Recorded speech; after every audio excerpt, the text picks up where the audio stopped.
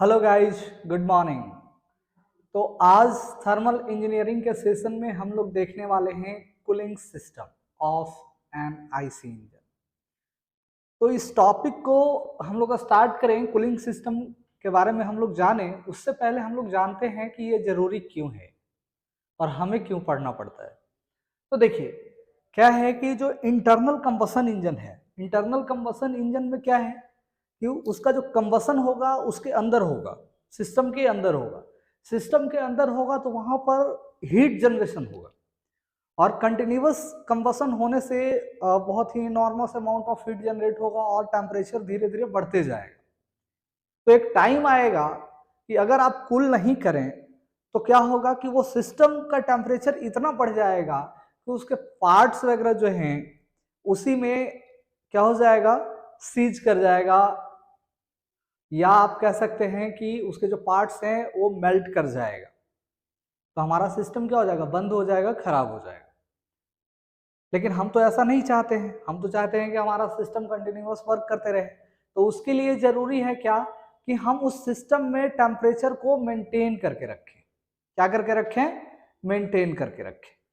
और जो सबसे इंपॉर्टेंट बात है कि जो हमारा आईसी इंजन होता है उसमें मात्र 30% हीट ही जो है वो वर्क में कन्वर्ट होता है और 40% जो है वो हमारा चला जाता है किसमें, एग्जॉस्ट गैस में।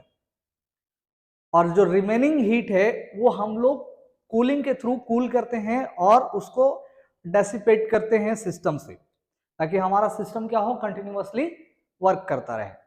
आप एग्जाम्पल के तौर पे आप देख सकते हैं कि आप अपने गांव घर में देखे होंगे, जो डीजल इंजन होता है उसमें आपने देखा होगा कि वाटर डाला जाता है और एक साइड से वाटर जाता है, वो इंजन से होते हुए फिर दूसरे साइड बाहर निकल जाता है। और जब वो बाहर निकलता है तो वाटर हॉट होता है। तो वो हॉट कैसे हुआ, है ना? वो तो क्या होता है कि वो इंजन से का जो सिलेंडर्स वगैरह है जहां पर कंबसन हो रहा है वहां पर वाटर जैकेट्स होते हैं। अब जैसे ही आपने वाटर इंटर इंटर डाला तो क्या होता है कि वो वाटर जैकेट्स में जाते हैं और वहां पर हीट जो है वो ट्रांसफर होता है सिलेंडर से इस वाटर में, और वाटर जब बाहर निकलता है तो हॉट होता है। या आप मोटरसाइकिल चलाते हैं तो मोटरसाइकिल में आपने देखा होगा कि जो इंजन होता है उस पे कुछ लाइनिंग्स टाइप के बाहर निकले होते हैं जिसको हम लोग फिन्स कहते हैं। तो वो भी क्या होता है, कूलेंट का वहां पर भी जो है हीट का ट्रांसफर होता है और उसमें एयर के थ्रू कूलिंग होता है ना? तो ये चीजें तो क्लियर है कि हम लोग कूलिंग क्यों करते हैं। अब हम लोग देखते हैं कि वो जो सिस्टम है जो कि कूलिंग का काम करेगा, वो सिस्टम कैसे काम करता है और कौन कौन से सिस्टम होते हैं और कूलिंग सिस्टम में कितने प्रकार से होते हैं उसके बारे में हम लोग समझेंगे। अब देखिए, सबसे पहले हम लोग समझते हैं कि कूलिंग सिस्टम कहते किसको है। तो वैसा सिस्टम जो किसी भी इंजन्स के एक्सेस हीट को क्या कर दे, रिमूव कर दे, एक्सेस हीट को रिमूव करे, उसको हम लोग क्या कहेंगे, कूलिंग सिस्टम कहेंगे। क्या कहेंगे? कूलिंग सिस्टम कहेंगे। यहां पर देखिए, मैंने एक कूलिंग सिस्टम का एक स्कीमेटिक डायग्राम आपको दिखाया है। यहां पर आपको क्लियरली दिख रहा है कि ये देख रहे हैं वाटर का फ्लो है, और ये वाटर का फ्लो जो है क्या जा रहा है, पहले इंजन सिलेंडर्स में जा रहे हैं, वहां पर सिलेंडर्स के चारों तरफ वाटर जैकेट बने हुए हैं, और इस वाटर जैकेट से होते हुए वापस जाता है रेडिएटर में, और रेडिएटर में यहाँ पर कूल होता है और फिर वापस जाता है इंजन सिलेंडर में। इस तरीके से ये वाटर क्या होता है, रीसर्कुलेट होते रह रहा है ना? तो ये चीजें हैं। अब देखते हैं हम लोगों ने इसके बारे में लिखा क्या है।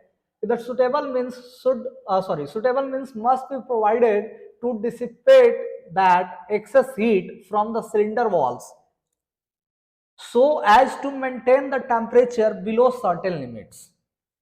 क्या कह रहा है कि हमें कोई सुटेबल माध्यम प्रोवाइड करना होता है जो क्या करे कि इंजन का जो हीट है, एक्सेस हीट है, उसको डेसिपेट कर सके। क्यों डेसिपेट कर सके? ताकि हम लोग एक जो है एक टेम्परेचर लेवल को मेंटेन कर सकें, उस टेम्परेचर लेवल को हायर ना होने दे, लोअर रखें। अगर हम हायर रखेंगे तो हमारे पार्ट्स क्या होंगे, मशीन के जो पार्ट्स होंगे वो किसी न किसी मेटल से बने हुए हैं या किसी न किसी प्लास्टिक वगैरह से बने हुए हैं, तो वो मेल्ट कर जाएगा, क्योंकि उसका भी एक मेल्टिंग पॉइंट टेम्परेचर होता है। अगर टेम्परेचर इंक्रीज करेगा तो सिंपल सी बात है वो मेल्ट करेगा। आगे देखेंगे कि the method of removing away the excess heat from the engine cylinder is called as a cooling system. ठीक है, ये जो मेथड है उसको कूलिंग बोलते हैं, और जो सिस्टम हम लोग यूज करते हैं इसके लिए, कूलिंग के लिए, उसको हम लोग बोलते हैं कूलिंग सिस्टम बोलते हैं। इसमें दो तरीके से कूलिंग होता है, एक होता है एयर कूलिंग सिस्टम और वाटर कूलिंग सिस्टम। अब देखिए, अब हम लोग आते हैं एयर कूलिंग सिस्टम। तो एयर कूलिंग सिस्टम का सबसे लाइव एग्जांपल जो है वो आपका बाइक है। बाइक जब आप चलाते हैं तो आपने देखा होगा इस तरीके का उसका जो सिलेंडर्स होता है, इस तरीके का फिन्स निकले होते हैं, देखे हैं इस तरीके का, और उस फिन्स के बीच में स्पेस होता है पूरे इंजन्स पे लगे होते हैं। क्या है, कुछ लोग इसको सोचते हैं कि जस्ट डिजाइन है और कुछ नहीं है, बट वास्तविकता में क्या है कि ये कूलिंग सिस्टम का एक पार्ट है। क्या है, कूलिंग सिस्टम का पार्ट है, जिसके वजह से आपका जो इंजन है वो कंटिन्यूअस रन करता है बिना किसी प्रॉब्लम के। अगर हम लोग ऐसा करें कि इसके चारों तरफ इंसुलेटर लगा दें तो एक टाइम आएगा कि इसका पिस्टन और सिलेंडर मेल्ट करके एक दूसरे में बेल्ड हो जाएगा। क्या हो जाएगा, मेल्ट करके बेल्ड हो जाएगा, फिक्स हो जाएगा। ठीक है, तो इसलिए हम लोग क्या प्रोवाइड करते हैं, इसमें फिन्स वगैरह प्रोवाइड करते हैं। अब देखो इसमें होता क्या है कि जब इंजन में हीट जनरेट होता है तो हीट जनरेशन के बाद इससे जो बॉडी से जो फिन्स लगे हुए हैं, कंडक्शन के थ्रू हीट इस फिन्स पर जाते हैं। कहां ट्रांसफर हो जाते हैं, फिन्स पे। और फिन्स एयर के कांटेक्ट में आता है तो क्या होता है, एयर क्या करता है कि फिन्स से हीट को रिमूव कर लेता है। क्या कर लेता है, रिमूव कर लेता है, जिसके वजह से इस इंजन में टेम्परेचर जो है वो एक सर्टेन लिमिट के नीचे मेंटेन रहता है। अब एक बात और समझो कि ये फिन क्यों लगाया जाता है। ये तो डायरेक्ट अगर हम फिन नहीं लगाए तो बाइक का जो हमारा इंजन है वो ऑटोमेटिक एयर के संपर्क में है ना। लेकिन यहां पर थोड़ा ध्यान देना कि जो हम लोग जो फिन लगाते हैं वो हम लोग लगाते हैं सरफेस एरिया को बढ़ाने के लिए। अगर हम सरफेस एरिया को बढ़ा दें तो क्या होगा, हमारा जो टेम्परेचर का जो कंडक्शन है वो अधिक होगा, और जैसे ही हम लोग सरफेस एरिया को बढ़ाएंगे हमारा यहाँ पर कूलिंग ज्यादा मिलेगा। इसके वजह से हम लोग फिन सरफेस को बढ़ा देते हैं। ठीक है, इसमें जो कूलिंग होता है एयर कूलिंग सिस्टम में, जो कूलिंग डिपेंड करता है वो डिपेंड करता है कि यहाँ पर एयर कितने मात्रा में फ्लो कर रहा है और इस फिन का सरफेस एरिया कितना है। सरफेस एरिया जितना ज्यादा होगा हमारा जो कूलिंग होगा उतना ज्यादा होगा। ठीक है, कंडक्शन ऑफ हीट जो है वो डायरेक्टली प्रोपोर्शनल होता है सरफेस एरिया का, है ना। उसके बाद जो है इसके मटेरियल्स पर भी डिपेंड करता है कि फिन का जो मटेरियल है उसका थर्मल कंडक्टिविटी क्या है। तो इसीलिए हम लोग क्या करते हैं कि फिन्स बनाते हैं तो हाई थर्मल कंडक्टिविटी का मटेरियल्स का इस्तेमाल करते हैं। चलिए देखते हैं हमने क्या लिखा है इसके बारे में।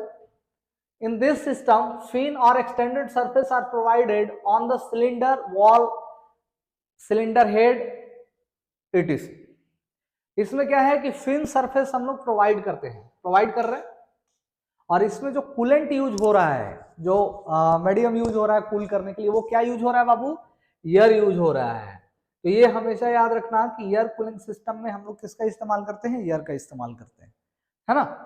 उसके बाद कहता है कि heat generated due to combustion in the cylinder will be conducted to the fins and when the air flow over the fins heat will be dissipated to air. कह रहा है कि हीट जो जनरेट होगा किसमें, इंजन सिलेंडर में, किसके कारण, कंबशन के कारण, वो कंडक्ट होकर के कहां पहुंचेगा, फिन्स पर। ठीक है, और जब फिन से एयर क्रॉस करेगा, फिन्स के ऊपर से जब एयर फ्लो करेगा तो वो हीट क्या हो जाएगा, एयर में डिसिपेट हो जाएगा। क्या हो जाएगा, एयर में डिसिपेट हो जाएगा। The amount of heat dissipated to air depends on. अब देखो अमाउंट ऑफ हीट जो है वो डिसिपेशन किस पर डिपेंड करता है, तो amount of air flowing through the fins, fins के ऊपर से कितना एयर फ्लो हो रहा है, एयर की वेलोसिटी क्या है उस पर डिपेंड करता है। फिन का सरफेस एरिया कितना है, सरफेस एरिया जितना ज्यादा होगा, ठीक है, उसका रेट ऑफ कूलिंग उतना हाई हो जाएगा। Thermal conductivity of metals, metal का थर्मल कंडक्टिविटी जितना हाई होगा उसका रेट ऑफ कूलिंग उतना हाई हो जाएगा, ठीक है। चलिए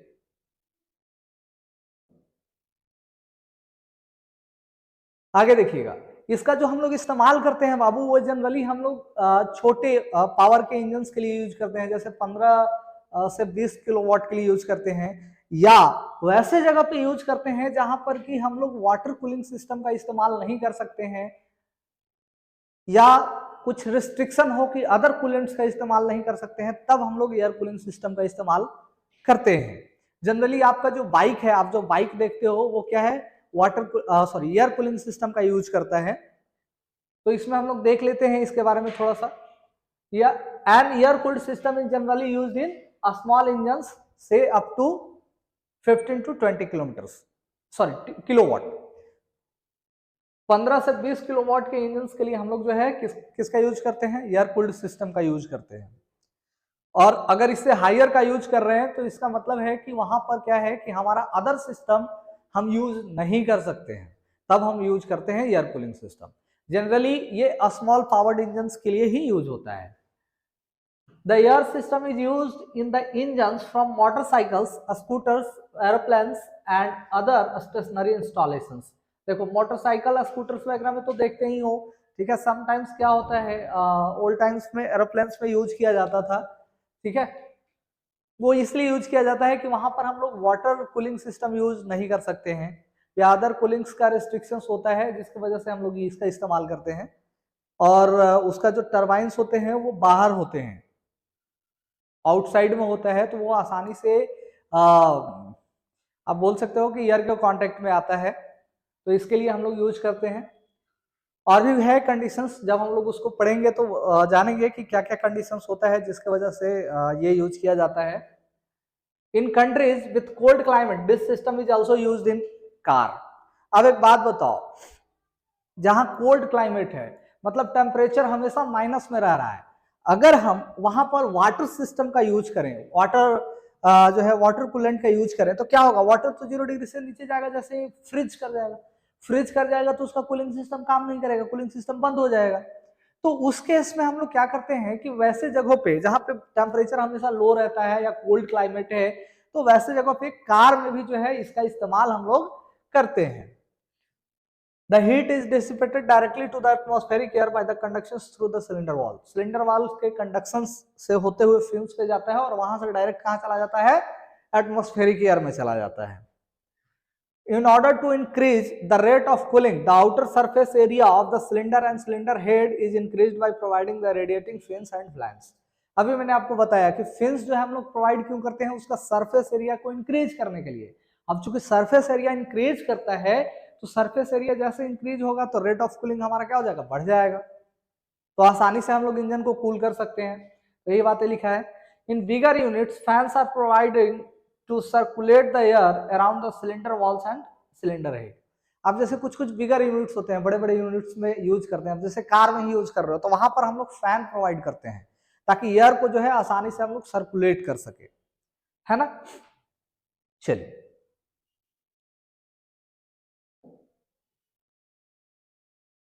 आगे देखेंगे advantage of air cooled system. इसका एडवांटेज क्या क्या है, तो जस्ट सोच के तो बताओ हमको। ये बाइक जो है उसमें देखो तो रेडिएटर लगा होता है क्या, नहीं। वाटर पंप लगा होता है क्या, या हमको किसी भी तरीके का कूलेंट्स की जरूरत पड़ती है क्या, नहीं जरूरत पड़ती है। ये बेनिफिट्स है। और क्या बेनिफिट्स हो सकता है कि अगर वाटर है तो हो सकता है कि इंजन में लीकेज हो जाए, लेकिन एयर है तो एयर तो बाहर है, उसमें लीकेज का कोई चांसेस ही नहीं है।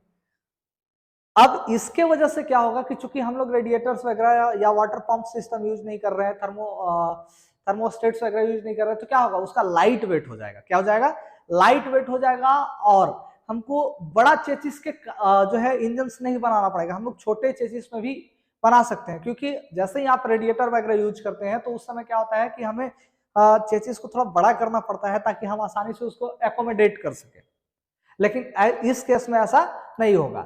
लेकिन अब इसका डिसएडवांटेज क्या है, हम लोग बिगर यूनिट में यूज नहीं कर सकते हैं, जो बिगर व्हीकल्स होते हैं उसमें इस्तेमाल नहीं कर सकते हैं। और इसमें क्या होता है कि जैसे जो बड़े बड़े व्हीकल्स होते हैं वहां पर क्या होता है कि इतना ज्यादा हीट डेसिपेशन होता है, इतना ज्यादा हीट जनरेशन होता है कि एयर जो है हमारा उतना हीट डेसिपेट नहीं कर पाता है, तो उसके लिए हम लोग वाटर कूलिंग सिस्टम का इस्तेमाल करते हैं। देखो वही बातें मैंने लिखा भी है कि the air cooled system has no radiator और pump so the system is light. इसमें क्या है, रेडिएटर और पंप नहीं है, तो क्या होता है हमारा सिस्टम जो है वो लाइट है, लाइट वेट है। In case of water cooling system there are leakage, but in this case there are no leakage. Water cooling system में क्या होता है कि कभी कभी लीकेज होता है, अभी मैंने बताया कि वहां पर अगर वाटर कूलिंग सिस्टम है तो चांसेस है लीकेज होने का, लेकिन अगर वाटर कूलिंग सिस्टम नहीं है तो नो चांसेस ऑफ लीकेज है। Coolant and antifreeze solutions are not required. अब देखो अभी मैंने कुछ देर पहले ही कहा आपको कि हम बाइक में किसी तरीके का कूलेंट्स वगैरह तो यूज नहीं करते इंजन को कूल करने के लिए। The system can be used in cold climates where if water is used it may freeze. अब देखो अभी मैंने आपको एग्जांपल दिया था कि लो टेम्परेचर से तो वाटर फ्रीज कर जाएगा, तो वही बातें हैं कि अगर सिस्टम जो है कोल्ड क्लाइमेट में हम लोग यूज कर रहे हैं तो क्या होगा कि वहां पर वाटर जो है फ्रीज कर जाएगा, अगर टेम्परेचर बिलो 0 डिग्री हुआ तो आराम से वो फ्रीज कर जाएगा, तो वहां पर यूज हम लोग नहीं कर पाएंगे। डिसएडवांटेज में क्या है कि इट इज लेस इफिशियंट। ये वाटर जो है वाटर कूलिंग सिस्टम के अपेक्षा जो है इफिशियंट लेस है, कम इफिशियंट है। It is used in aeroplanes and motorcycle engines where the engines are expose to air directly. मतलब हम लोग वैसे ही जगह पे यूज कर सकते हैं जहां इंजन हमारा जो है वो डायरेक्टली एयर में एक्सपोज हो। अगर एयर में एक्सपोज नहीं हो रहा है तो वैसे जगह पे हम लोग यूज नहीं कर सकते हैं, क्योंकि एयर नहीं मिलेगा। अगर हमें एयर नहीं मिल पाएगा तो हीट का डेसिपेशन नहीं होगा, हीट का डेसिपेशन नहीं होगा तो फिर से वही प्रॉब्लम आएगी, क्या हो जाएगा, इंजन के जो पार्ट्स है वो मेल्ट कर जाएंगे।